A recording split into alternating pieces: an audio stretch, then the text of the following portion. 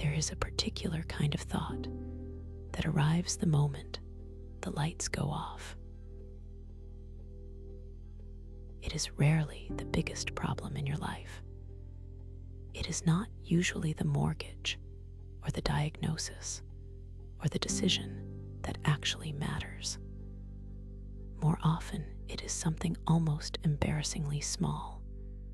An email you haven't answered, a comment you made 3 years ago that landed wrong, a task you didn't quite finish before you closed the laptop. And yet, there it is, arriving with a kind of insistence that seems entirely out of proportion to its size, looping quietly in the dark long after the rest of the day has gone still. You have almost certainly noticed that trying to stop it makes it worse. The more you push the thought away, the more precisely it returns, wearing the same shape, landing in the same place, as though your attention is a hand that keeps closing around smoke. Most people quietly assume this is a personal failing, a sign of being too anxious, too disorganized, too unable to let things go. It is not. It is one of the most well-documented and most misunderstood mechanisms in the entire study of human cognition. A system that is, in its way, working exactly as designed, even when what it produces at 11 at night feels like malfunction. There is a specific reason your mind holds onto the unfinished thing and lets go of the finished one. There is a specific reason that telling yourself not to think about something is close to the least effective strategy available. And there is a specific reason that this all gets so much louder in the particular quiet of a dark room, at the particular moment your body is trying to rest. None of it is a flaw. All of it is explainable. And understanding what is actually happening mechanically in the space between your closed eyes and the thought that won't leave tends to change your relationship to it. Not by stopping it exactly, but by taking away the sense that something is wrong with you for having it happen. Get comfortable. We're going to take this slow. There is a specific kind of memory you have experienced without ever naming it. It is the memory of the task you didn't finish, the phone call you meant to return, the form you meant to submit, the reply you drafted and never sent. Days later, sometimes weeks later, it resurfaces with a small jolt, as if some part of your mind had been holding a door open the entire time, waiting for you to walk back through it. What is strange, if you look closely, is that the finished version of the same kind of task rarely does this. The email you did send, the call you did make, the form you did submit, these fall out of active memory almost immediately. You don't lie awake replaying the confirmation screen of a bill you paid on time. The mind seems to have almost no interest in things that are settled. Its interest is reserved, disproportionately, for things that are still open. This observation has a name, and it comes from an unusually specific origin. In the 1920s, a Lithuanian-born psychologist named Zeigarnik was a graduate student attending a seminar led by Kurt Lewin, one of the founding figures of social psychology at the University of Berlin. The seminar met as academic seminars sometimes do at a cafe. And Lewin noticed something about the waiters, that they seemed to hold an entire table's complicated order in their heads without writing anything down, tracking every dish and modification with what looked like effortless precision, right up until the bill was paid. After the bill was settled, when Lewin asked the same waiter about the order just minutes later, the detail was gone. Not slightly faded, gone, as though it had never been held at all. Zeigarnik took this observation and built an experiment around it. She had participants work through a series of small tasks, puzzles, simple assembly problems, arithmetic exercises, and she interrupted them partway through roughly half of the tasks, letting them complete the other half without interruption. Later, when she asked participants to recall which tasks they had worked on, something consistent emerged. People remembered the interrupted, unfinished tasks at nearly twice the rate of the completed ones. The finding became known as the Zeigarnik effect, and in the century since, it has been replicated across dozens of variations, with different tasks, different populations, different kinds of interruption. The core result holds with remarkable consistency. The mind keeps unfinished business more available, more easily retrieved, more prone to spontaneous return than business that has been brought to close. Completion appears to function cognitively, almost like a filing instruction, a signal that tells the memory system this can be archived. Without that signal, the item stays in a kind of active queue, closer to the surface, ready to resurface with minimal prompting. What this means for you, in the very specific and very ordinary experience of lying in bed with a thought that won't leave, is that the thought is not choosing you at random. It is very often the thing on your mental ledger that has no closing entry. The reply you haven't sent has an open loop, where the reply you did send has a closed one. The conversation that ended on an ambiguous note has an open loop, where the conversation that resolved cleanly does not. Your mind is not malfunctioning when it returns to these things. It is doing precisely what Zeigarnik's waiters did, holding the order until the bill is paid, because as far as the system can tell, the job is not yet done. There's something almost tender in this, if you sit with it for a moment. The mechanism that keeps you up at night over a small unanswered email is the same mechanism that let those waiters function so well during their shifts. A system built to protect you from letting important things slip through the cracks by keeping them lit up, present, impossible to fully set down. It is a feature, evolved and useful, that is currently misfiring on a target far smaller than the system it was built to handle. The unfinished spreadsheet and the unfinished war would, to this part of your brain, register on the same channel. It does not have a separate frequency for trivial versus significant. It has one setting, open or closed. This is part of why the specific content of the intrusive thought so rarely matches its intensity. A 3-line email does not deserve 45 minutes of consideration at midnight by any reasonable measure of its actual stakes. But your mind is not measuring stakes. It is measuring status, open or closed. And an open loop, regardless of size, gets flagged the same way.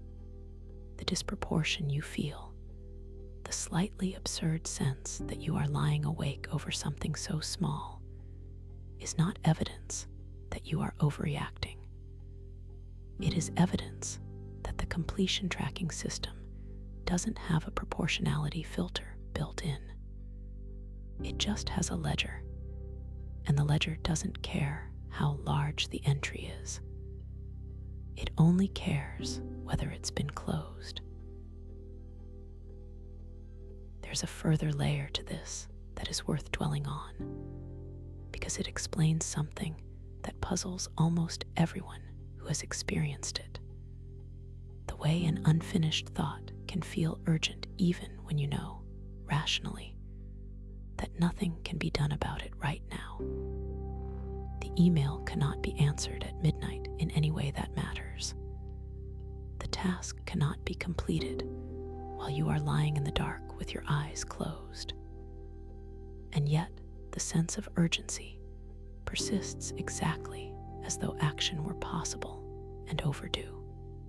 This is because the completion tracking system that Zeigarnik identified operates below the level of your reasoning mind. It doesn't consult your calendar. It doesn't check whether midnight is a reasonable hour to be productive. It simply registers open loops and generates a pull toward closing them. A pull that feels like urgency, regardless of whether urgency is warranted by the actual circumstances. What tends to happen next, for most people, is an attempt to resolve the pull by thinking harder, running through what you'll say, rehearsing the reply, drafting and redrafting a mental version of the thing you haven't yet done. This feels, in the moment, like productive movement toward closure. It rarely is. Mental rehearsal of an unfinished task is not the same as finishing it, and the completion tracking system, as best researchers can tell, is not fooled by rehearsal the way it is satisfied by actual completion. You can run the imagined reply through your head a dozen times, and the loop stays open, because nothing has actually closed. The system wants an ending, not a preview of one. This is worth sitting with for a moment longer, because it reframes something that might otherwise feel like a personal failure of discipline. If mental rehearsal doesn't close the loop, then the nightly replay is not a sign that you're bad at letting go. It's a sign that the tool you're using, more thinking, is not the tool the system is asking for. The system wants a closed door, and thinking about the door, however many times, does not close it. This mismatch between what the mind is asking for and what late-night rumination actually provides is, in a sense, the entire shape of the problem. Not too much thinking.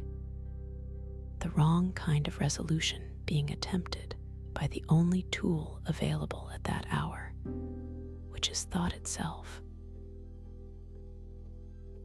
There is a gentler observation buried in all of this too. The fact that your mind holds onto unfinished things is not a design flaw to be corrected. It is the same faculty that lets you remember, without effort, the 3 things you still need to do tomorrow. It is the same faculty that will not let you forget the friend you were supposed to call back. In daylight, surrounded by the ability to act, this faculty serves you extremely well.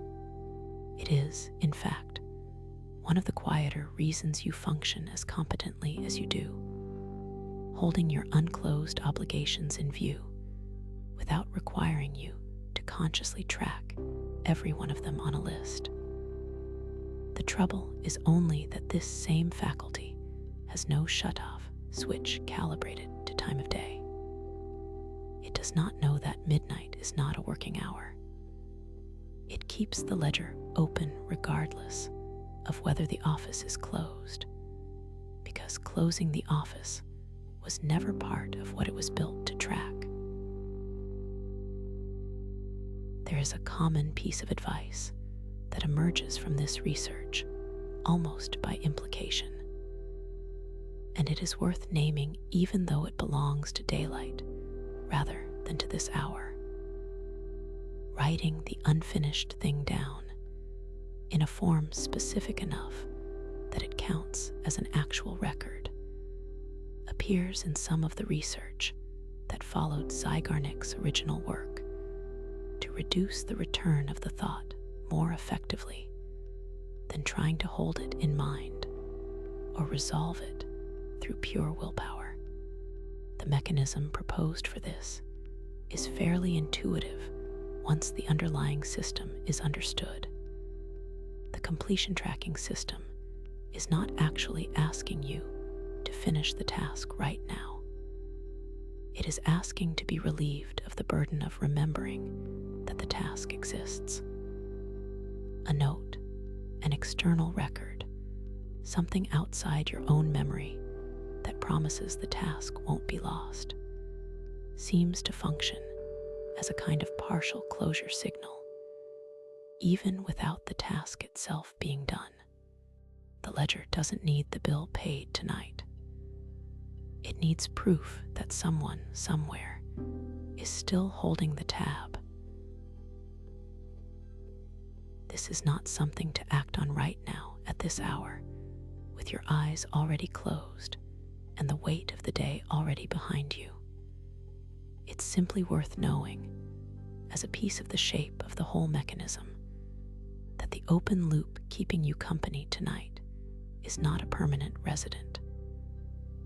It is closer to a temporary guest who showed up because no one told it clearly enough that its business had already been noted and would be handled. Most of what circles at this hour is not asking to be finished. It is only asking to be remembered, and it has been. That, for tonight, is enough. There's a second layer to this experience, one that sits underneath the first and makes it considerably worse. It is not only that unfinished things stay lit up in the mind. It is that the very act of trying to turn the light off is, itself, a switch that turns it brighter. You have felt this, almost certainly, in a form more direct than the unanswered email. A thought arrives that you do not want, something embarrassing, something painful, something you would simply rather not be thinking about while trying to fall asleep. And the instinctive response is to push it away. Not now, not this, and for a few seconds, sometimes, that seems to work. And then, with a kind of stubborn precision, the thought returns, often more vivid than before, as though the pushing had given it momentum rather than removing it. In 1987, a social psychologist named Daniel Wegner, then at Trinity University, ran an experiment that has since become one of the most cited studies in the psychology of thought control. The instructions given to participants were almost comically simple. For 5 minutes, they were to say out loud everything that came to mind, but they were specifically told not to think about a white bear. If a thought of a white bear occurred anyway, they were to ring a bell. the bells rang constantly. Far more often, in fact, than in a comparison group that had simply been asked to think about a white bear from the start. Suppression did not produce absence. It produced a kind of hyperpresence, the forbidden thought intruding with greater frequency than it would have if no instruction had been given at all. What Wegner's research went on to describe across a long series of follow-up studies is a mechanism he called ironic process theory. The idea is this: successfully avoiding a thought requires two separate cognitive operations running at once. One operation searches for anything except the unwanted thought, filling the mind with substitute content.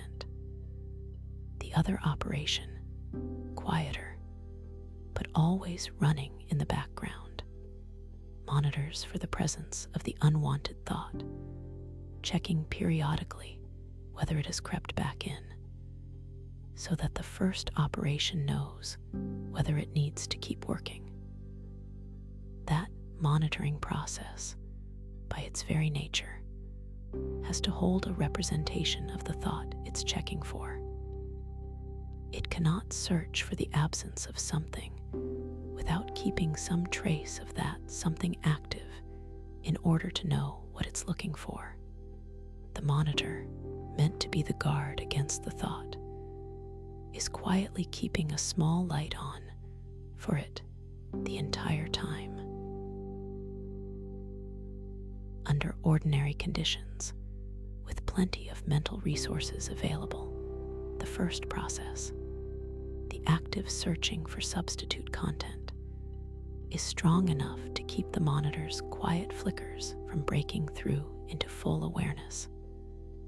But when mental resources are limited, when you are tired or distracted or under load in some other way, the effortful searching process weakens first because it is the more demanding of the two. The monitoring process, being lighter and more automatic, keeps running. And with the searching process no longer strong enough to bury what the monitor keeps surfacing, the suppressed thought breaks through with more force than it would have if you had never tried to suppress it in the first place. This detail matters enormously for what happens at night, because the hour before sleep is close to a worst-case scenario for exactly this mechanism. You are tired. Your mental resources, after a full day of use, are close to their lowest point.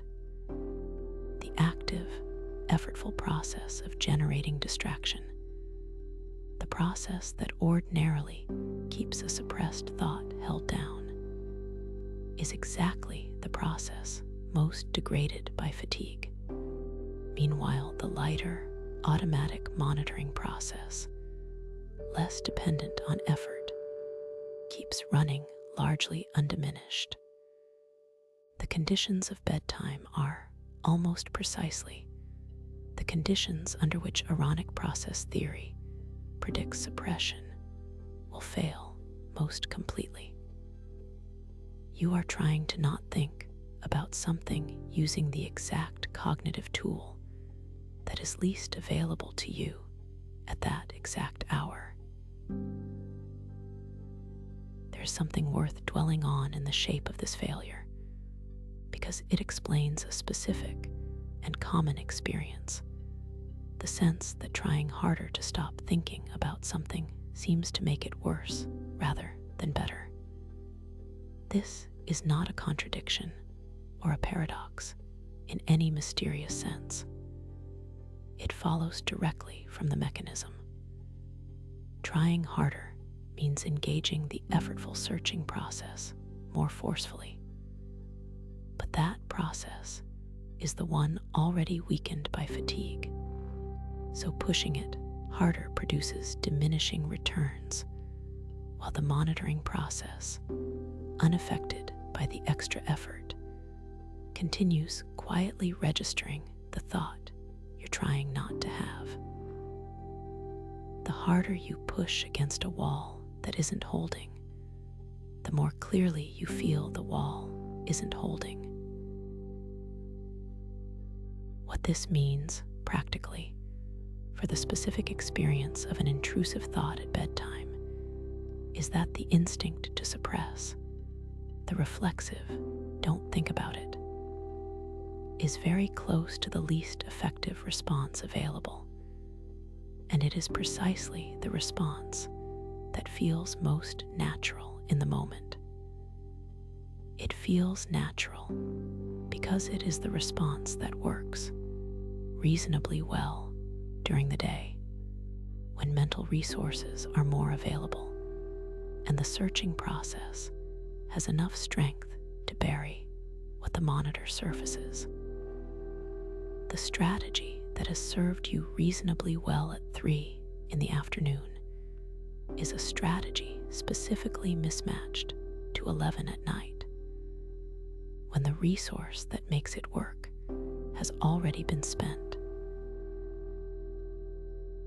There is a further wrinkle in Wegner's research worth including here, because it reframes what not thinking about it even means in practice.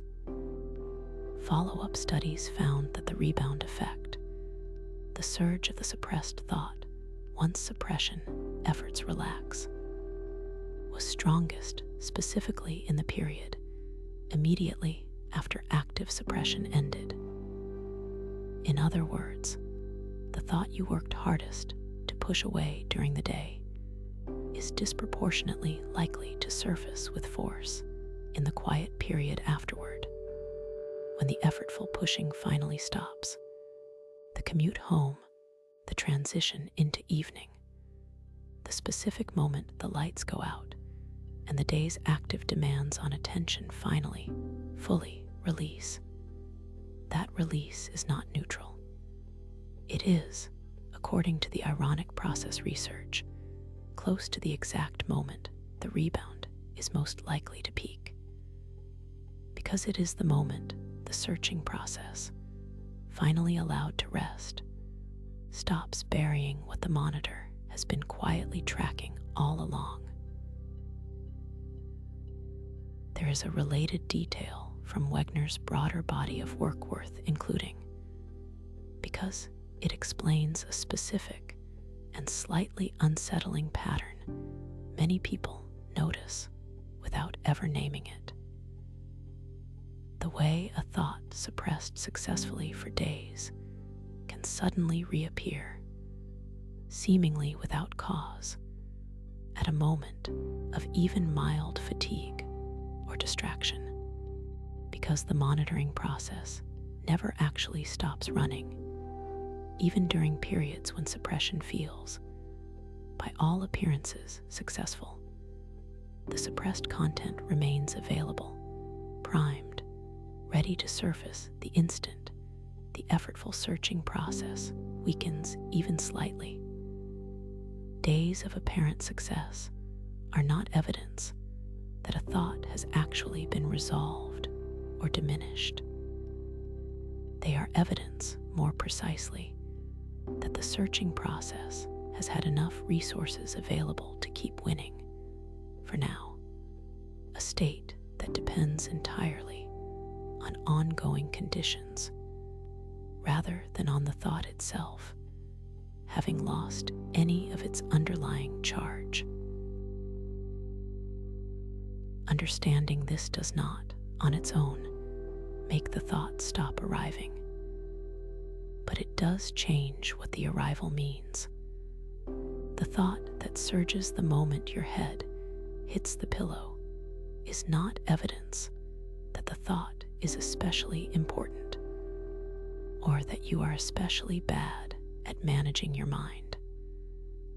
It is close to the textbook prediction of what happens, mechanically, when a mind that has been suppressing something all day finally lowers its guard in the one setting where guarding takes the most energy to sustain, and the least energy is available to sustain it. There is a quieter observation buried inside Wegner's decades of follow-up research that is worth sitting with here, because it reframes the entire relationship between effort and outcome in a way that runs against most people's instincts. Across the various studies that extended the original white bear experiment, one of the more consistent findings was that the intensity of the rebound scaled with the intensity of the original suppression effort. The harder participants had worked to push a thought away, the more forcefully it tended to return once that effort relaxed. This means the specific quality of trying very hard not to think about something, the white-knuckled version of suppression that arrives when a thought feels especially urgent or especially unwanted, is not a more effective version of the same strategy. It is the version most likely to produce the largest rebound. The effort itself is what's feeding the very thing it's trying to starve. Recognizing this doesn't require doing anything differently right now, in this exact moment, with a thought already present and already circling. It simply changes what the circling means. A thought that keeps returning despite real, sincere effort to set it down is not returning because you are uniquely bad at letting go, or because the thought carries some special weight that ordinary thoughts don't. It is returning because the mechanism responsible for holding it down was, by its very design, always going to have this specific limitation. A limitation built into how attention and suppression work in every mind, not a personal defect in yours. The white bear returns for everyone. It is simply doing tonight what white bears have always done. There is a difference between thinking about a problem and thinking around it. And the difference is one of the most consequential distinctions in the psychology of the nighttime mind. Largely because it is almost impossible to feel from the inside. In the late 1980s and through the 1990s, a psychologist named Susan Nolan Hoeksema, then at Stanford, built a body of research around a specific question.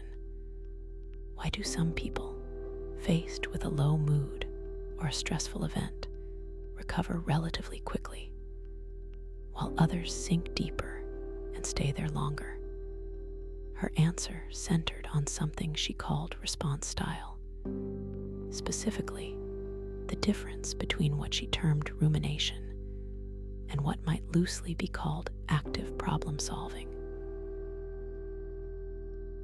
Rumination, in her framework, was a very particular pattern, a passive, repetitive focus on the fact of one's distress and its possible causes and consequences, without any accompanying movement toward action. Turning a problem over and over, examining it from slightly different angles, revisiting how it happened and what it might mean, all without ever landing anywhere new. The defining feature was not the topic. It was the shape. Circular, self-referential, static.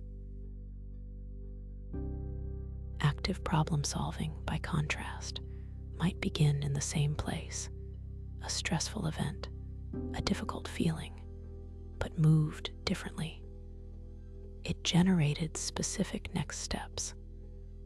It asked what could actually be done, and it moved, even in small increments, toward doing it. The critical finding across Nolan Hoeksema's studies, replicated many times since by other researchers, was that people with a ruminative response style stayed depressed or distressed significantly longer than people who responded to the same kinds of stressors with active problem solving, even when the initial severity of the stressor was comparable. Rumination did not resolve distress. It appeared, in a fairly direct and measurable way, to prolong it. What makes this finding so relevant to the specific texture of nighttime thought is what rumination feels like from the inside while it's happening. It does not feel passive. It feels, quite convincingly, like effort, like you are working on the problem, turning it over, examining it, taking it seriously. There is a felt sense of engagement, of doing something about the thing that's bothering you, even when nothing about the activity is actually generating movement toward a solution. This is, in a sense, the central deception of rumination.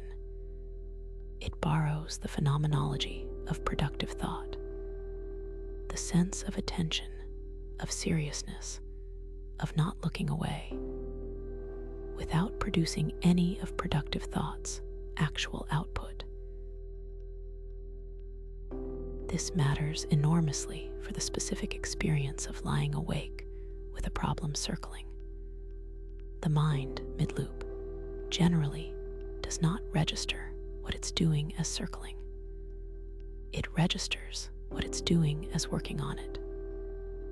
And because it feels like working on it, stopping feels like giving up, like abandoning the problem before it's been properly addressed, like a kind of negligence. The felt urgency to keep going. One more pass through the conversation, one more angle on the decision, one more replay of what was said and what should have been said instead, carries the emotional weight of responsibility. It feels irresponsible to stop. There is a deeper mechanism underneath this feeling that is worth naming directly, because it explains why the loop is so hard to exit, even when part of you can recognize, abstractly, that it isn't going anywhere. Worry, in its original evolutionary form, is thought to have functioned as a kind of rehearsal for threat response, a way of running through possible dangers and possible responses in advance, so that if the danger materialized, some of the work of figuring out what to do had already been done. In that original context, worry and problem solving were tightly coupled. You worried about the storm because worrying prompted you to secure the shelter. The worry had a destination. What seems to happen in rumination is a kind of decoupling.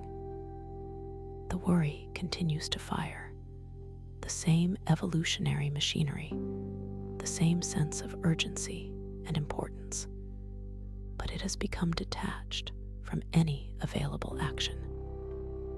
There is no shelter to secure at midnight over an email sent 3 days ago.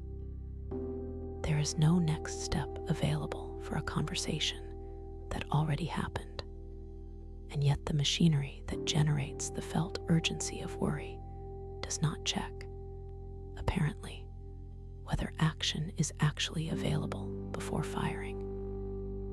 It fires on the presence of unresolved threat-adjacent material, regardless of whether anything can currently be done about it. What you are left with is the full emotional charge of worry, the racing quality, the sense that this matters, that you need to keep attending to it, completely detached from anything that charge could actually be spent on. This detachment is, in a certain light, the entire mechanism of nighttime rumination laid bare. The feeling says, "This is urgent, keep working." The actual situation says, "There is nothing left to do right now." And because the feeling is louder and more immediate than the quiet, abstract fact of the situation, the feeling generally wins, and the loop continues. Another pass through the same material, generating the same sense of urgent engagement, producing the same absence of resolution. There is a specific, quieter cost to this that deserves attention, because it compounds the loop rather than merely repeating it. Each additional pass through a ruminative loop tends to deepen the emotional charge, slightly rather than dissipating it. A finding that runs directly counter to the intuitive sense that talking or thinking something through should, eventually, wear it down. Nolan Hoeksema's later work, and the substantial body of research that followed it, found something closer to the opposite. Rumination tends to make negative material more accessible, more emotionally charged, and more likely to recur rather than less. Each loop through the same unresolved material is not neutral. It is, in a small way, rehearsing the distress, strengthening the pathways that produce it, making the next spontaneous recurrence slightly more likely rather than less. None of this means the thing you are ruminating about doesn't matter, or that your concern is misplaced. It means something more specific, that the particular activity of turning it over repeatedly at 11 at night, without any accompanying action, is not the activity that resolves it. However much it feels in the moment like exactly that. There is a particular kind of exhaustion that comes specifically from ruminative loops rather than from ordinary tiredness, and it is worth naming on its own terms, because it often gets mistaken for a sign that the problem itself is unusually severe. The exhaustion of rumination has a specific flavor to it, a heaviness that sits behind the eyes, a sense of having been working hard at something without anything to show for the effort, a fatigue that doesn't lift the way physical tiredness does after rest, because it isn't primarily physical in origin. This is, in its way, consistent with everything the research describes. Rumination recruits real cognitive and emotional resources, genuine attention, genuine emotional engagement, and spends them on a loop that produces no output. The exhaustion is the cost of the activity. It is simply an exhaustion without a corresponding accomplishment attached to it, which is part of what makes it feel so specifically draining compared to tiredness that follows from actually getting something done. Recognizing the shape of this exhaustion without needing to do anything about it right this moment offers a small kind of relief on its own. The heaviness is not a signal that the situation underneath it is worse than it seems, or that more effort tonight will finally break through to some resolution the earlier passes missed. It is closer to the ordinary cost of a mind spending its lay tower resources on a loop rather than a line, going in a circle rather than toward anywhere. The circle does not need to be completed one more time before rest is permitted. It was never going anywhere that one more pass could actually reach. There is a question sitting underneath everything covered so far that deserves direct attention. Why does all of this seem to concentrate so specifically at night, in the dark, in the quiet stretch between the day's activity and sleep? The unfinished loop, the suppressed thought, the ruminative circle. None of these are exclusively nighttime phenomena. They can happen at any hour, and yet almost everyone who has experienced them recognizes a specific intensification that arrives with the particular stillness of bedtime. Part of the answer comes from a body of research on attention, known broadly as attentional control theory, developed by the psychologist Michael Eysenck and colleagues, which describes how anxiety and stress-related thought compete with other demands for a shared, limited pool of attentional resources. During the day, that pool is under near constant claim from the external world.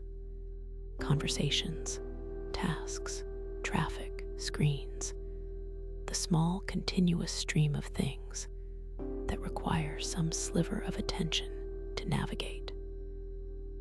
Anxious or ruminative thoughts still occur during these hours, but they occur inside an environment already crowded with competing demands, and that crowding limits how much room any single thought has to expand. Night, the external claims on attention drop away almost entirely. The room is dark. The task list has been set down. The phone, if you're managing it well, is out of reach. What remains is an unusually undivided field, vast, quiet, unclaimed. And into that field, the material that had been quietly waiting all day, competing for space and losing, finally has room to expand into something that fills the whole available attention. This is not a change in the material itself. The email was exactly as unfinished at 3 in the afternoon as it is at 11 at night. What changed is the amount of undivided attention available to register it. There is a way of describing this that tends to land with more weight than the abstract mechanism alone. The noise of the day functions, without your ever choosing it, as a kind of shield. Not a very glamorous one, a meeting, a grocery list, a text conversation, a genuinely uninteresting errand, but a shield nonetheless, absorbing attentional bandwidth that would otherwise be available for whatever is unresolved underneath. When that shield lowers at bedtime, nothing new has been added to your life. Something that had been there the whole time simply becomes visible. In the same way a sound you'd stopped noticing becomes suddenly audible the moment a louder sound stops. This reframing matters because it addresses a specific and common fear that tends to accompany the nighttime surge of a difficult thought.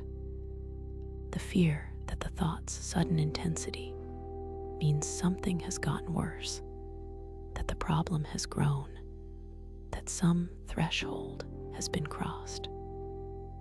Almost always, nothing has changed about the problem itself. What has changed is that the field of attention available to register it has gone from crowded to nearly empty, and a fixed quantity of concern occupies far more of an empty field than it does of a crowded one.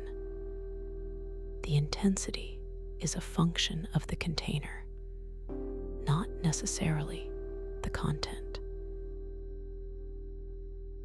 There is a related piece of research worth including here on what is sometimes called cognitive load and its relationship to intrusive thought suppression, closely tied to the ironic process mechanism from earlier, but worth naming in its own right because of how directly it applies to the specific hour before sleep.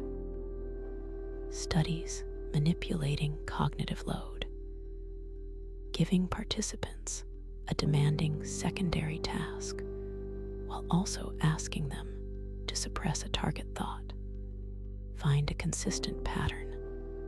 Under high cognitive load, suppression efforts fail more completely, and the suppressed thought intrudes more frequently than under low load. This might seem, at first glance, to argue that a busy, demanding day should produce more intrusive thoughts, not fewer, since the day is high load. But the relevant load for suppression purposes is not the raw quantity of demand.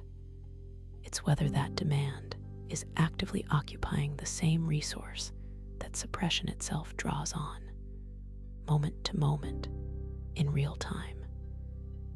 A day full of tasks that keep the mind actively, continuously engaged elsewhere functions less like a competing load on the suppression system and more like an alternative occupant of the same space the intrusive thought would otherwise fill, crowding it out by giving attention somewhere else to be, rather than by draining the specific resource suppression needs. The stillness of bedtime removes both the crowding and the alternative occupant at the same time, leaving the suppression system to work, depleted from a full day's use, with nothing left to compete against the thought it's trying to hold down. There is an additional wrinkle worth naming here, drawn from research on what's sometimes called the pre-sleep cognitive arousal window, the specific interval between lying down and actually losing consciousness, during which the brain has not yet transitioned into the altered processing state of sleep, but is no longer receiving the level of external stimulation it processed all day. Studies using EEG monitoring during this transitional window have found patterns of activity suggesting the brain remains highly active during it, often more actively engaged in spontaneous, self-generated thought than during many periods of ordinary waking activity where external tasks are directing attention outward. This window is not a gap or a lull. It is, in its own right, a distinct cognitive state with its own characteristic surge of inward-directed thought, which means the experience of a mind that seems to get louder rather than quieter in the minutes after the lights go out is not an aberration from what this window is supposed to do. It is closer to a description of what the window inherently is. There is a physical dimension to this transition that is worth naming as well, because it is not purely a matter of attention shifting from external to internal. The process of lying down, closing your eyes, and beginning the transition towards sleep involves a genuine reduction in sensory input. Less light, less sound, less physical movement, less of the ordinary stream of visual and auditory information that, during waking hours, gives the mind something continuous to process. This reduction is, for the purposes of falling asleep, exactly what is supposed to happen. But it also means that the portion of your cognitive system that spends the day processing a rich, continuous stream of external information suddenly has very little external material to process. And something in that system appears to fill the gap with internally generated material instead. Memories, unresolved concerns, imagined conversations, replayed moments. The mind, deprived of its usual external input, does not go quiet. It turns inward and generates its own content.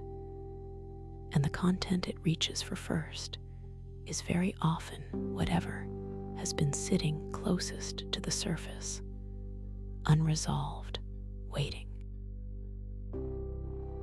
This is worth dwelling on because it reframes the entire experience of bedtime rumination as something closer to a structural inevitability than a personal failure of relaxation. You are not failing to quiet your mind through some deficiency of willpower or technique. You are experiencing the predictable consequence of a system that processes information continuously, and when deprived of external material to process, turns to internal material instead. And the internal material most available to it is, almost by definition, whatever has not yet been resolved. The quiet of the bedroom did not create the unfinished business. It simply removed everything that had been standing in front of it. There is one more piece worth adding, because it changes how the whole picture reads. If the intensification of nighttime thought is primarily a function of reduced competition for attention rather than a change in the underlying material, then the experience of a thought feeling unbearably large at 11 at night and considerably smaller by the following afternoon is not a sign that you are inconsistent or that your nighttime self is somehow less reasonable than your daytime self. It is a sign that the container changed. The same concern poured into a busy Tuesday afternoon occupies a small corner. Poured into an empty midnight room, it fills the whole space. Neither version is more true than the other. Both are the same fixed quantity, observed under different amounts of surrounding noise. This has a specific, almost practical implication worth sitting with, even at this hour when practical implications matter less than they will in the morning. Nearly everyone who has struggled with nighttime thought has had the experience of waking the next day and finding the thing that felt unbearable at midnight has quietly shrunk back down to a manageable size without any apparent intervention having occurred. This is generally not attributed to anything mysterious. It is the same fixed quantity of concern, re-entering a crowded field once the day's competing demands return, taking up the same proportionally smaller share of attention it always would have, given a container with other things already in it. The morning did not solve the problem. The morning simply gave the problem company again. And company, in the very specific sense this discussion has been describing, dilutes. There's something worth resting in right here about what this means for tonight specifically. Whatever feels enormous right now in this particular emptied room is very likely the same size it always was. The day did not make it worse, and the night is not revealing some truth the day was hiding. The night is simply quiet, and quiet has a way of making anything sound larger than it is. The way a single dropped object in an empty house sounds louder than the same object dropped in a house full of noise. The size is the room's, more than it is the thoughts. There's a category of nighttime thought that carries a specific kind of weight beyond ordinary rumination. The thought that feels not just unwelcome, but somehow wrong to have had it all. A flash of something violent, or strange, or out of character. A doubt about someone you love. A memory that surfaces with an intensity of shame that seems disconnected from how minor the original event actually was. These thoughts tend to carry an extra charge because they don't just feel like unfinished business. They feel like evidence.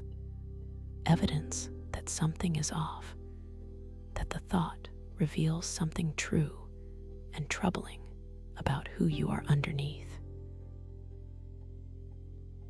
In 1978, two researchers, Stanley Rachman and Padmal De Silva, ran a study that has quietly reshaped how psychology understands this entire category of experience.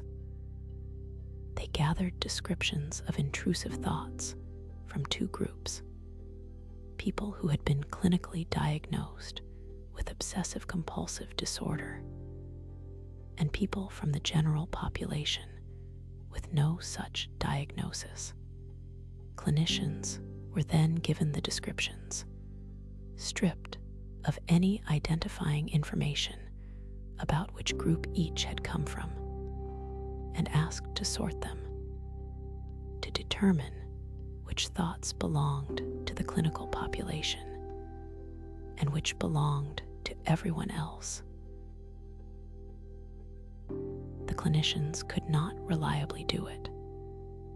The content of the thoughts, the specific images, the specific fears, the specific unwanted impulses, was, in large part, indistinguishable between the two groups.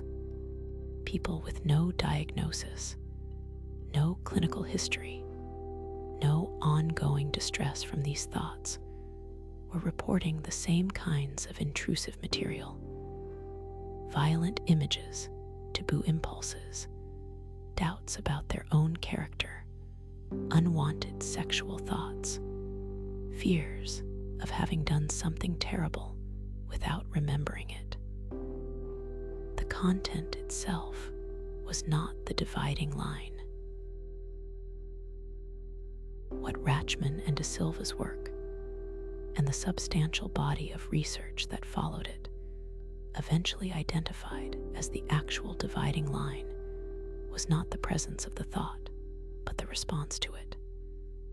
In the clinical population, these thoughts were met with intense distress, an urgent need to neutralize or suppress them, and, crucially, an interpretation of the thought as meaningful, as revealing something true and dangerous about the self. In the general population, the same thoughts, when they occurred, tended to be dismissed quickly, treated as mental noise, given little weight, and forgotten. The thought was the same. What differed was almost entirely what happened next, how much significance was attached to it, and how hard the mind worked to fight it off. This is worth sitting with directly, because the implication runs against a very deep and very common assumption: that having an unwanted, strange, or troubling thought is itself diagnostic, a sign of some hidden truth about your character that the thought has, against your will, revealed. The research suggests almost the opposite. The overwhelming majority of people experience intrusive thoughts of exactly this unwanted, out of character, sometimes disturbing nature. It is close to a universal feature of having a mind that generates thoughts continuously, most of which are never selected, endorsed, or acted upon. A thought arriving is not the same as a thought being chosen. The mind generates far more material than it ever uses, and unwanted intrusive content is simply part of that generative noise. Present in nearly everyone, meaningful in almost none of the cases where it appears. There is a concept from this research tradition, sometimes called cognitive fusion in later work by other researchers, that describes precisely what happens when a thought stops being treated as noise and starts being treated as truth. Fusion is the collapse of the distinction between having a thought and believing what the thought implies. The moment a flash of an unwanted image becomes not just something that occurred to you, but something you now feel compelled to account for, explain, or defend against, as though its mere arrival constituted a claim you now had to answer. The thought and the self become, in that moment, fused, indistinguishable, so that the thought's content is experienced as a direct statement about who you are rather than as one piece of mental material among the enormous, largely unfiltered volume your mind produces on any given night. The specific quality of nighttime thought makes this fusion more likely, not less. The same reduction in competing attentional demands that makes an ordinary unfinished task loom larger at 11 at night also makes an intrusive thought loom larger. And because intrusive thoughts of this category carry an inherent emotional charge, the enlargement is often more dramatic. A thought that would have registered at 3 in the afternoon amid a dozen competing demands as a fleeting and quickly dismissed flicker arrives in the empty field of midnight attention with nothing to compete against it. And in that emptiness, it can feel enormous, singular, significant, not because its actual significance has changed, but because, again, the container changed. There is a further detail from the research worth naming, because it explains something particular about why these thoughts so often arrive with content specifically related to whatever you care about most. Studies on intrusive thought content have found that the thoughts people find most distressing tend to cluster around domains that matter most to their sense of self. A devoted parent is more likely to have intrusive thoughts about harm coming to their child. Someone who deeply values their own moral character is more likely to have intrusive thoughts involving some violation of that character. Someone in a committed relationship is more likely to have intrusive doubts, specifically about that relationship. This is not because these thoughts reveal a hidden truth about secret desires or unacknowledged doubts. It appears to work in something closer to the opposite direction. The mind's threat detection system's flag content in proportion to how much it would matter if it were true. And the things that would matter most to you are, definitionally, the things closest to what you value most. The intrusive thought about harming someone you love is not a leak of some repressed impulse. It is closer to a kind of inverted signal of how much that person's safety actually matters to you.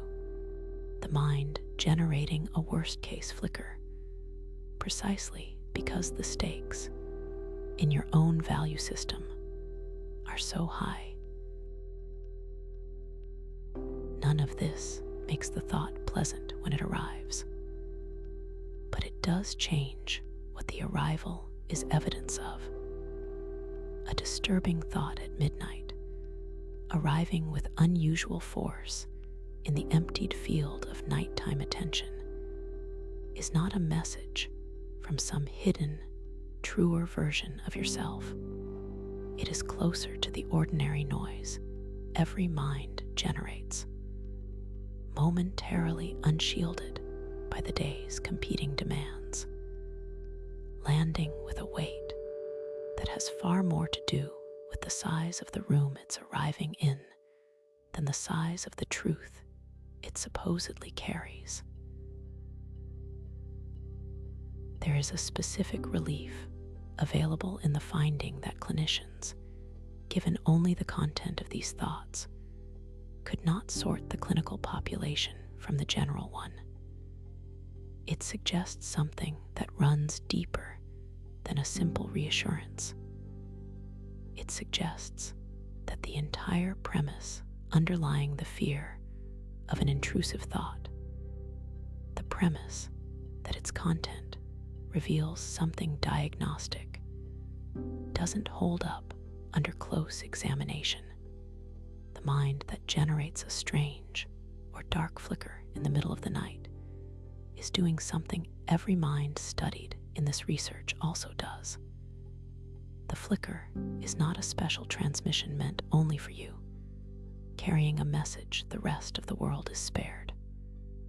It is standard equipment, running quietly in nearly everyone, most of the time entirely unnoticed, occasionally surfacing into full awareness under exactly the conditions: fatigue, stillness, an emptied field of attention that tonight happens to provide. What tends to soften the intensity of one of these thoughts, according to this line of research, is not analyzing it further and not trying to prove to yourself that it doesn't mean anything. It is closer to a kind of recognition, noting that a strange thought arrived. In the same register, you might note that a strange sound arrived from somewhere in the house, without needing to chase down its full explanation before allowing the room to go quiet again. The thought was noise. Noise doesn't require a verdict. It only requires being let pass. There is a physical dimension to lying awake with a looping thought that is easy to overlook when the focus stays entirely on the content of the thought itself. The racing heartbeat, the shallow breathing, the specific tightness across the chest, or the jaw, or the shoulders that seems to arrive alongside the mental replay, as though the body had joined the loop without being asked. This physical activation is not incidental. Research on the physiology of stress and rest has documented in considerable detail how the body's stress response systems, the sympathetic nervous system, the release of cortisol and adrenaline, do not switch off the moment a stressful event ends. They wind down gradually over a timescale that can extend for hours after the triggering event has passed. A difficult meeting at 10 in the morning, a tense exchange in the afternoon, a piece of unwelcome news received over lunch. The physiological residue of these events, the elevated heart rate variability and muscle tension and low-grade activation, can still be present in measurable form well into the evening, long after the conscious mind has moved on to other things. What tends to happen at bedtime is that this residual physiological activation collides with a body that is otherwise trying to power down for sleep, and the collision produces a strange and specific sensation: the feeling of being simultaneously exhausted and wired, unable to settle despite being unmistakably tired. This is not a contradiction.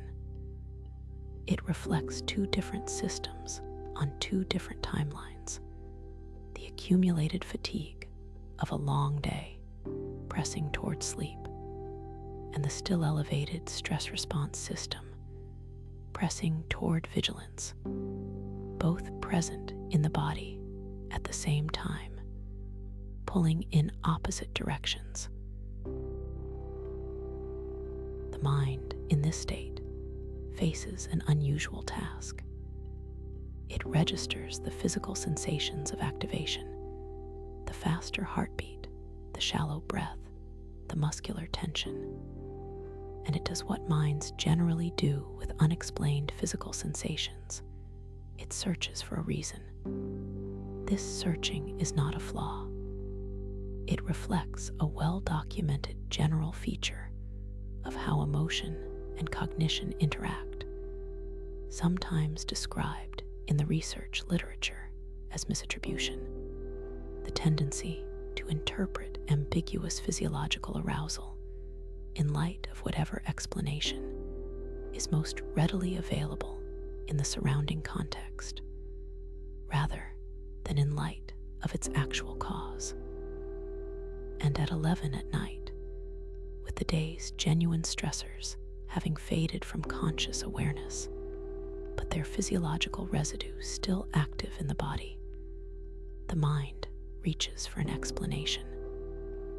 And the explanation it reaches for is very often whatever unresolved thought happens to be nearby: the unfinished email, the unresolved conversation, the intrusive worry from earlier in the evening. This produces a specific and self-reinforcing loop that is worth naming directly, because it explains why a genuinely minor concern can sometimes feel, physically, as urgent as a genuine emergency. The body is activated for reasons that may have nothing directly to do with the thought currently occupying your mind.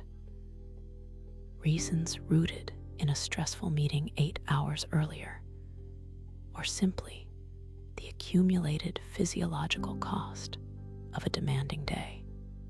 The mind, searching for an explanation for that activation, lands on the nearest available unresolved thought and attaches the physical sensation to it. The thought, now paired with a racing heart and a tight chest, feels far more urgent and threatening than its actual content would otherwise warrant.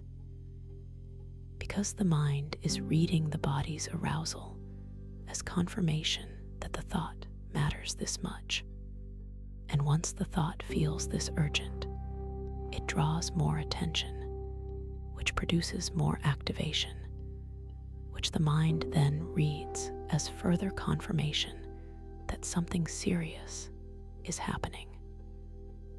The loop feeds itself.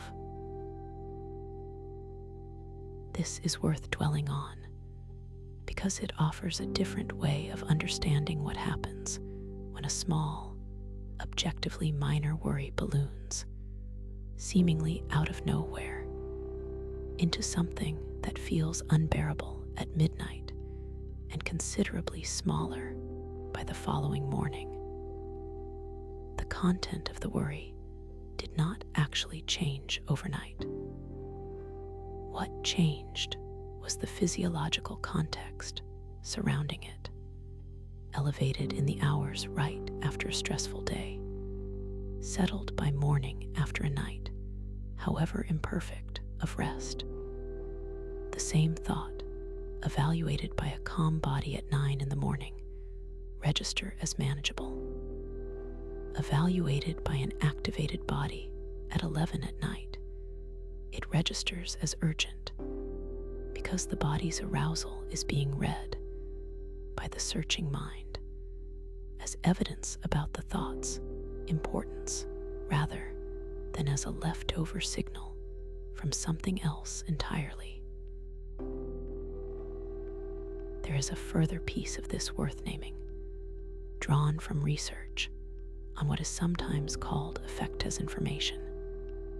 The broader theory, developed across decades of work in social and cognitive psychology, that people routinely use their current emotional or physical state as a data point when evaluating unrelated questions, often without any awareness that the state is influencing the judgment at all. In laboratory settings, this has been demonstrated in almost absurdly simple ways.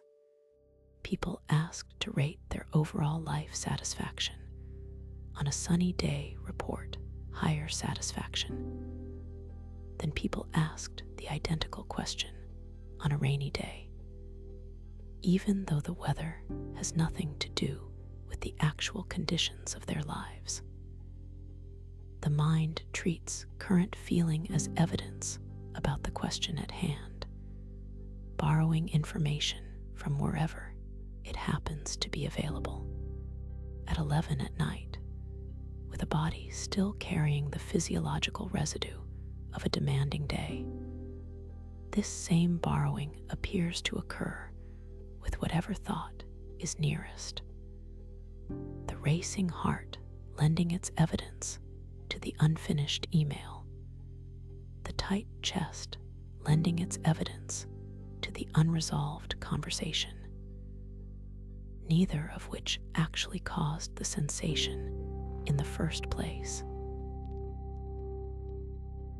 There is a related finding worth including here from research on the interaction between anxiety and interoception, the sense of internal bodily states.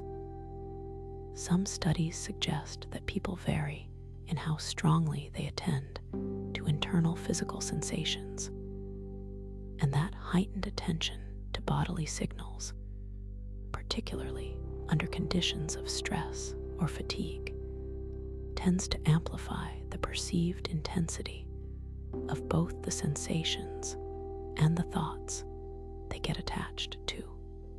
Lying still in a dark, quiet room removes the external distractions that would otherwise compete for attention, in much the same way described earlier with cognitive thought. And this leaves more attentional room available for interoceptive signals, the small physical sensations of a body still working through the residue of the day, to be noticed, registered, and folded into whatever narrative the mind is currently constructing. None of this means the racing heart or the tight chest is imaginary, or that the underlying stress of the day wasn't real. It means something more specific and, in its way, more reassuring. The intensity of a nighttime worry is not a reliable measure of how serious the underlying situation actually is. It is, in significant part, a measure of how much unresolved physiological activation happens to be circulating through your body at that particular hour, searching for something to attach itself to, and finding in the quiet and the dark, whatever unfinished thought happens to be standing closest. There is something worth resting in about the fact that this physiological wind down, however uncomfortable it feels in the moment, is already underway simply by virtue of you being here, still, lying down, breathing more slowly than you were during the busiest part of the day. The stress response system does not require your active management to eventually settle. It settles on its own timeline gradually as the body registers, moment by moment, that no further demand is currently being made of it. The racing heart earlier in the evening does not mean the racing heart now, quieter than it was, is heading anywhere but further toward calm. The direction is already downward. It simply takes longer than the mind, impatient for the sensation to resolve immediately, would prefer. The tight chest, the shallow breath, the specific alertness that doesn't seem to match anything currently happening in the room. These are the tail end of a system doing exactly what it's supposed to do, discharging the residue of a day that asks something of it in its own time, at its own pace. Nothing about noticing this needs to happen quickly. The body has been doing this kind of settling every single night for your entire life, largely without your involvement or awareness. It knows the way down. It was already headed there before this thought started. There is a specific confusion sitting at the center of most nighttime rumination, one that is worth separating out carefully from everything discussed so far, because it explains why so much mental effort can be spent on a problem without that problem ever feeling closer to resolved. In 2003, the researchers Kristen Trainer, Richard Gonzalez, and Susan Nolan Hoeksema published a detailed statistical analysis of what they had originally lumped together as a single construct, rumination, and found that it actually split cleanly into two distinguishable components. They called one component brooding and the other reflection. Both involved turning attention inward toward one's own distress, but they behaved very differently in their effects. Brooding, in their analysis, was characterized by a passive comparison of one's current situation against some unmet standard, a kind of circling around the gap between how things are and how they should have been, without any accompanying analytical movement. Why did this happen to me? What is wrong with me that this keeps happening? Why can't I just let this go? These are not questions that generate answers. They are questions structured, almost by their grammar, to loop, restating the distress in slightly different language each time, without ever producing new information. Reflection, by contrast, involved a more genuinely analytical turn inward, an attempt to understand a problem's causes with the goal of moving toward resolution. What specifically happened? What led to it? What might be done differently going forward? These questions, unlike broodings, have a shape that permits an answer, and Trainer and colleagues found that reflection, unlike brooding, was associated over time with a reduction in depressive symptoms rather than a prolongation of them. Brooding predicted getting worse. Reflection, when it stayed genuinely analytical rather than sliding back into brooding, predicted getting better. The trouble, and this is the detail most worth sitting with, is that brooding and reflection are extremely difficult to distinguish from the inside in the moment. While either is happening, both involve the same basic activity, directing sustained attention toward a difficult situation. Both feel, subjectively, like taking the problem seriously, like giving it the consideration it deserves. The felt experience of turning a conversation over in your mind, searching for what you should have said differently, does not come pre-labeled as brooding or reflection. It simply feels like thinking hard about something that matters. Whether it is actually generating new understanding or simply replaying the same emotional territory in a fractionally different sequence each time, is not something the activity announces about itself. This is, in large part, why the nightly loop is so persistent and so hard to interrupt through willpower alone. Stopping feels like abandoning genuine, necessary reflection, like giving up on understanding something that deserves to be understood.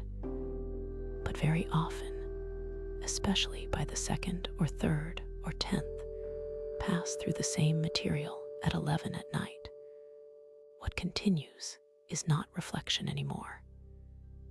It has slid, without any clear moment of transition, into brooding. The same questions, restated, generating the same emotional charge, without any new analytical content being added. The mind, unable to tell from the inside which mode it's currently in, keeps going under the belief that this is still productive, when the actual analytical work, whatever insight the situation had to offer, was very likely completed several passes ago. There is a useful, if imprecise, marker that researchers in this area have pointed to for distinguishing the two after the fact. Even if it's hard to apply in the moment, reflection tends to produce something. A new understanding, a specific insight, a concrete next step, even a small one. Brooding produces the same conclusion each time, usually some version of a global, unresolvable judgment about the self or the situation, restated with the same emotional weight it carried the first time it appeared. If you were to somehow record the 5th pass through a nighttime loop and compare it to the first, brooding would show almost no difference between them beyond the accumulated fatigue of having gone through it 5 times. Reflection would show movement. The 5th pass containing something the first pass did not yet have. This distinction offers a different way of understanding the specific exhaustion that comes from having thought about something all day and still feeling stuck. The exhaustion is real. The sense of having worked hard on the problem is, in its way, accurate. Real cognitive and emotional effort was genuinely expended. But effort and progress are not the same thing, and a great deal of that effort, however sincerely engaged, may have been spent circling the same fixed point rather than moving past it. This is not a failure of trying hard enough. If anything, it is closer to the opposite, a mind trying very hard, using the only tool immediately available on a problem that particular tool, applied in that particular repetitive way, was never going to resolve. There is something worth offering here that isn't a technique so much as a reorientation. The exhaustion of a day spent thinking about something is not evidence that more thinking tonight will finally be the pass that gets there. If reflection's analytical work was going to happen, it was more likely to have already happened in the earlier passes, when the thinking still had genuine analytical texture to it. What continues after that point, however much it feels like diligence, is very often the other thing, the same ground walked again, wearing the same path a little deeper without opening anywhere new. There is a particular kind of trust this distinction asks for, and it does not come easily, especially to a mind that has spent the day believing that continued attention is the same thing as continued care. Letting a loop end before it feels finished can register, at first, as a kind of abandonment, as though setting the problem down tonight means it will never be picked back up, never properly resolved, left permanently incomplete because you stopped circling it prematurely. This fear is understandable, but it does not match how understanding actually tends to arrive. The insight that finally does resolve something rarely comes from the 20th pass through the same fixed material at midnight. It tends to arrive later, unexpectedly, in a moment with more space around it. A walk, a conversation, a morning with clearer resources available, precipitated in part by having stepped away from the loop rather than having stayed inside it. Setting the loop down tonight is not the same as abandoning the problem. It is closer to trusting that whatever genuine understanding is still available will be more accessible tomorrow to a mind that has rested than it currently is to a mind that has already spent its clearest thinking and is now running on fumes, mistaking repetition for depth because repetition is the only mode still available to it at this hour. Everything covered so far has mostly concerned small, recent, bounded things: an email, a conversation from earlier in the week, a stressful meeting whose physiological residue lingers into the evening. But there is a category of nighttime thought that operates on a much longer time scale, surfacing not from this week, but from years ago. A friendship that ended without explanation, words a parent never said, a version of your life that branched away at some decision point long since past. These older thoughts have a specific quality to them. They arrive with almost the same immediacy and texture as something from this afternoon, despite the years of distance, as though time had done very little to dull them.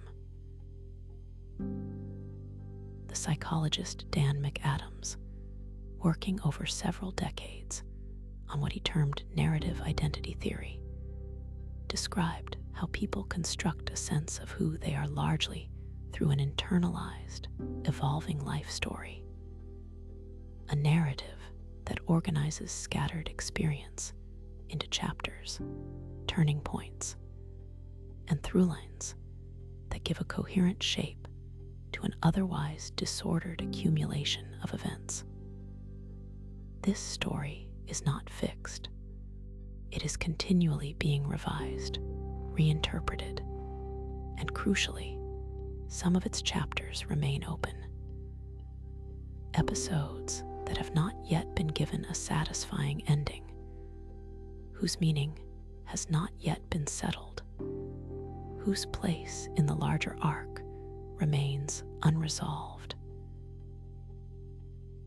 The mechanism identified by Zeigarnik at the level of small, discrete tasks appears to operate in a structurally similar way at this much larger scale of the life narrative. A relationship that ended abruptly, without a clear final conversation, without an agreed upon meaning attached to why it ended, functions as an open loop in exactly the sense a waiter's unpaid bill was an open loop. Except the loop here spans years instead of minutes, and the closure being sought is not a payment, but an understanding. The mind appears to treat an unresolved chapter of a life story with something like the same active memory status Zeigarnik documented for unfinished tasks. Available, easily triggered, prone to spontaneous return, precisely because no ending has been supplied. There's a further layer to McAdams' framework worth including, because it clarifies why some open chapters feel more insistent than others. His research describes how central certain episodes are to a person's overall self-concept. Some events sit at the periphery of a life story, easily integrated or set aside, while others sit close to the core, tightly woven into a person's sense of who they fundamentally are. The more central and unresolved episode is to that core sense of self, the research suggests, the more actively it tends to resurface, seeking integration, in much the same way a structurally important, unfinished task resists being forgotten more than a trivial one does. This is not a coincidence of overlap with the earlier discussion of the Zeigarnik effect. It appears to be the same underlying principle, operating at the scale of an entire identity rather than a single afternoon's to-do list. Significance, not mere presence, determines how loudly an open loop calls. This helps explain something that otherwise seems strange. Why a memory from a decade ago can surface at midnight with the same emotional immediacy as something from this afternoon, bypassing the years of distance almost entirely. If the relevant marker is not how long ago something happened, but whether it has been given closure, then a 10-year-old unresolved relationship and a 3-day-old unanswered email can sit on functionally the same shelf, equally available, equally prone to surfacing the moment the field of attention empties out at bedtime. Time alone does not appear to close these loops. Only some form of resolution does. And many of the largest open loops in a life never receive one, because the people or circumstances that would have supplied it are no longer available, or because resolution of this kind was never actually possible to obtain from the outside in the first place. There is a particular grief embedded in this observation worth naming directly, because it explains why some of these older loops feel so much heavier to carry than a merely unfinished task. An unanswered email can, in principle, be answered. An unresolved conversation with someone who has since died or drifted permanently out of reach cannot be completed in the way the the mind's completion tracking system seems to want. The loop stays open not because you haven't gotten around to closing it, but because the door on the other side no longer exists to close it through. This is a different category of unfinished business than the kind covered earlier in this discussion, and it deserves to be held with a different kind of gentleness, not as a task you have failed to complete, but as a genuine, permanent asymmetry between what the mind wants and what circumstance is able to provide. What research on narrative identity suggests, though, is that closure in the strict sense, an actual conversation, an actual resolution with the actual other party, is not the only route by which these open chapters can settle. McAdams and others who have studied how people construct meaning from difficult or unresolved life events have found that a different kind of closure is possible, not resolving what happened, but revising the meaning made of it, coming to understand a painful ending not as an unanswered question, requiring the original parties to finally supply an answer, but as a chapter whose meaning you are, yourself, capable of settling through your own developing understanding of what it taught you, cost you, or changed in you, independent of whether the other party ever weighs in. This is slower and less clean than an actual answer would be, but it is, unlike the actual answer, something available to you regardless of what anyone else does or doesn't do. This distinction matters for how the older, larger loops tend to surface at night, because they often arrive dressed as a search for the missing conversation, replaying what you would say if you could, what you wish had been said to you, running the counterfactual dialogue that circumstance never permitted. This replay, like the ruminative loops discussed earlier, can feel like progress toward the resolution it's rehearsing, while actually producing very little movement, because the resolution it's implicitly seeking, an answer from someone no longer available to give one, isn't a resolution that rehearsal alone can manufacture. The closure available to you is a different kind, quieter and slower, built from your own meaning-making rather than an answer supplied from outside. It doesn't arrive in a single midnight session, but it is, unlike the missing conversation, actually possible. There is a particular tenderness in recognizing that some of what surfaces at night has been circling for years, not because you are unusually unable to move on, but because it belongs to a category of loop that was never going to close the way an email closes. A life accumulates more of these than most people expect. Small partings without goodbyes, questions that outlived the people who could have answered them, versions of events that two people remember differently and will likely go on remembering differently forever. None of this is evidence of a mind that dwells too much.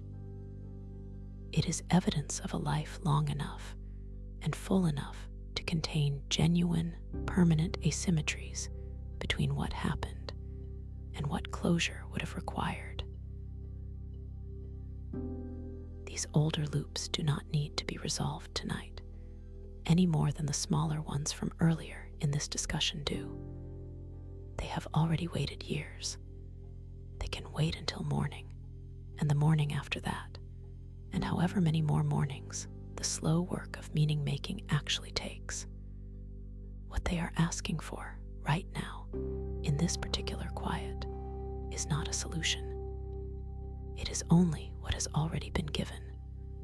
A few minutes of being genuinely heard rather than pushed away. There's a common thread running through everything covered so far, and it is worth drawing out directly before this settles into something quieter.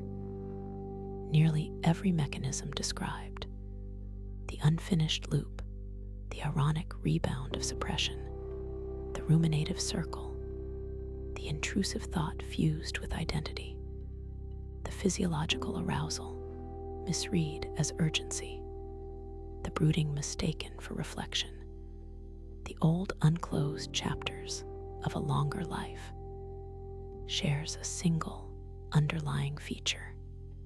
In each case, the struggle against the thought is what gives the thought its staying power, not the thought's content, the fight. This observation sits at the center of a body of psychological research and clinical practice associated most closely with the psychologist Stephen Hayes and the development of what became known as acceptance and commitment therapy, built substantially around a concept called cognitive diffusion. The basic proposition is this: a thought that is resisted, argued with, suppressed, or treated as a problem requiring immediate solving tends to persist and intensify. In keeping with everything the ironic process research described earlier, a thought that is simply allowed to be present, observed rather than fought, acknowledged rather than argued with, tends, without any additional effort, to lose intensity and pass through awareness at something closer to its own natural pace.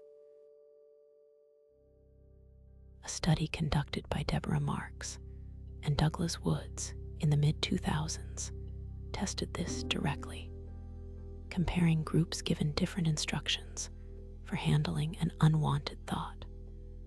One group was instructed to actively suppress it. One was instructed to simply accept its presence without struggle. And a control group received no specific instruction. The suppression group, consistent with the earlier work on ironic process theory, showed the familiar pattern: increased frequency and intensity of the target thought, along with more distress about its presence. The acceptance group showed a markedly different pattern: less distress and less of the rebound intensification that suppression reliably produced. The instruction to simply let the thought be there without fighting it outperformed the instruction to make it go away. This is worth sitting with for a while, because it runs against nearly every instinct that a difficult thought naturally provokes. The instinct, faced with something unwanted circling at midnight, is to treat it as a problem demanding a solution, to argue with it, to reason it away, to prove to it that it's wrong or unnecessary or excessive. All of this constitutes, in the language of this research, a form of struggle, and struggle, across nearly every mechanism this discussion has covered, appears to be what keeps a thought active rather than what resolves it.